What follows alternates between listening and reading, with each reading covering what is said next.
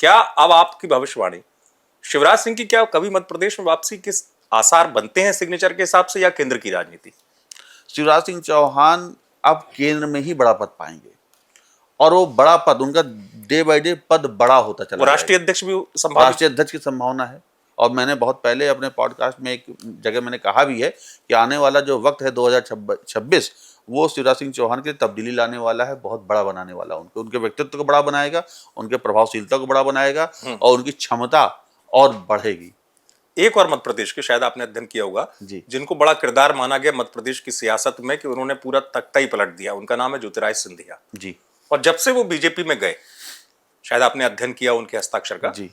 तो ये कहा गया कि सिंधिया जी बीजेपी में आ गए, केंद्रीय मंत्री बन गए, लेकिन वो मुख्यमंत्री नहीं बन पाए, ये लगातार कहा जाता है। और ये मध्य प्रदेश की सियासत में सुगबुगाहट भी रहती है। क्या भविष्य में कभी ज्योतिरादित्य सिंधिया मध्य प्रदेश के मुख्यमंत्री बन सकते हैं, या वो भी केंद्र में रहेंगे? देखिए, ज्योतिरादित्य सिंधिया के लिए भी मैं एक बात कहूँ, पहले से जोड़ दूं, ज्योतिरादित्य सिंधिया के लिए भी मैंने कहा था कि ये बीजेपी में शामिल होने वाले हैं, जब वो शामिल नहीं हुए थे, इसलिए मैंने आपसे पूछा आपकी भविष्यवाणी। हाँ, और सच हुई थी। और मैंने ये भी कहा था कि ये बीजेपी में बहुत दिन नहीं रहेंगे, ये वापस कांग्रेस में लौटेंगे, ये भी मैंने कहा। अच्छा, तो जाने वाले हैं? नहीं, अभी नहीं जाने वाले, लेकिन ये लंबे समय तक बीजेपी के लिए नहीं है, रह नहीं पाएंगे, नहीं रह पाएंगे, ये इनको वापस जाना उसकी है। वजह क्या है? आपका विज्ञान क्यों कहता है ऐसा? उनका जब मैंने सिग्नेचर देखा तो उनका एक एज के बाद दिखा रहा है कि वो वापसी कर रहे हैं, जिसको कहते हैं घर वापसी। तो उनका सिग्नेचर वापसी है, वो टर्न हो रहे हैं।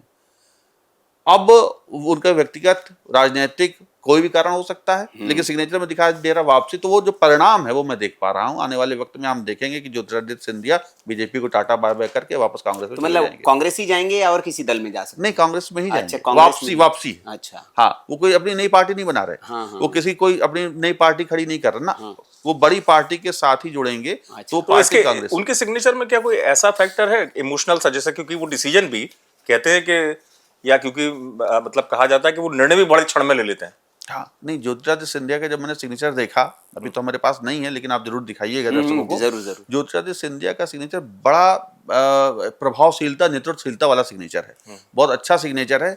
आप उनका सिग्नेचर जब देखें तो बहुत लंबाई में बहुत बड़ा सिग्नेचर ज्योतिरादित्य सिंधिया का है, और वो लाइफ में जब वापस आएंगे, चाहे कांग्रेस में आएंगे या अपनी पार्टी का नहीं बनाएंगे, लेकिन उनका जो कद कभी कम नहीं होगा।